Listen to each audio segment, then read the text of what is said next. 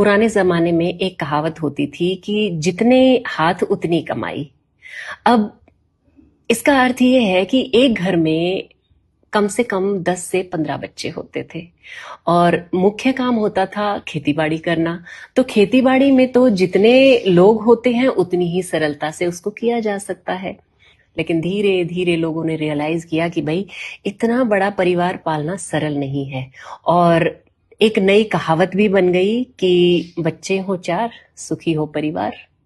तो लोगों की जो बच्चे पैदा करने की गिनती थी वो कम हो गई। अब एक एक परिवार में 4 से 5 बच्चे होने लगे।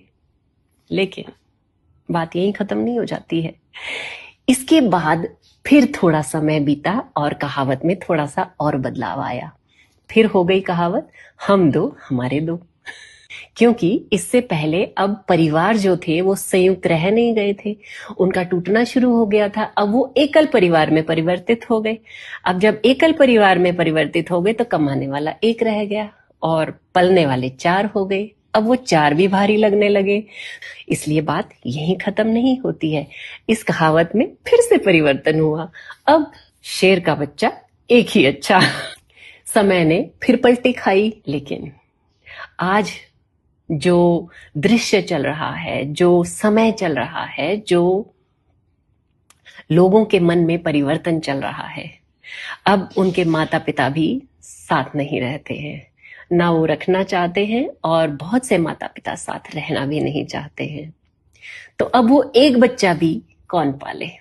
बच्चा बहुत बड़ी जिम्मेदारी होता है और अगर बच्चे को पैदा किया जाता है तो बच्चे के संस्कार, पढ़ाई लिखाई, आचार व्यवहार, हर चीज के लिए कौन जिम्मेदार है? माता पिता।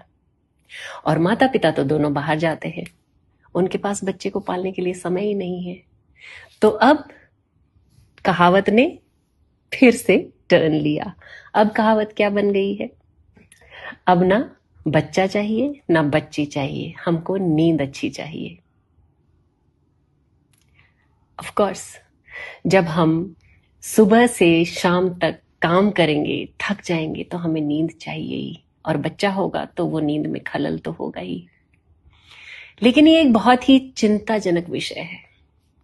अगर यही हाल रहा तो भविष्य में ना बच्चे दिखेंगे ना जवान दिखेंगे। जब तक हम लोग जिंदा हैं तब तक हमें चारों तरफ बुजुर्ग ही दिखेंगे। ये बात मैं हंस के जरूर कह रही हूं, लेकिन है बहुत चिंताजनक। इस पर विचार कीजिए।